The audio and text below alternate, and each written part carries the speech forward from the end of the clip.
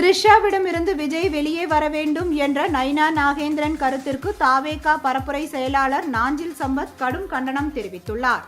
இது தொடர்பாக அவர் வெளியிட்டுள்ள பதிவில், ஒரு தேசிய கட்சியின் மாநில தலைவராக இருக்கும் ஒருவர் எத்தகைய அரசியல் கண்ணியத்தை கடைபிடிக்க வேண்டும் என்ற அடிப்படை அறிவை கூட நைனா நாகேந்திரன் இழந்துவிட்டார் என்று கூறியுள்ளார். அறிவாலயத்தை திட்டினால் கமலாயத்தில் உள்ள ஒருவருக்கு காய்ச்சல் வருகிறதா?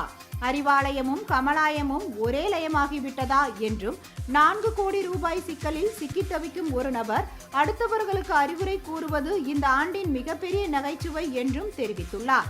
மேலும், பொறாமை தீயில் வெந்து கொண்டிருக்கும் நீங்கள் வரம்பு மீறி விமர்சனம் செய்தால் தமிழக பெண்கள் திருப்பி தரப்போகும் பதிலடிகளுக்கு உங்களால் பதில் சொல்ல முடியாது என்றும் அவர் அதில் குறிப்பிட்டுள்ளார்.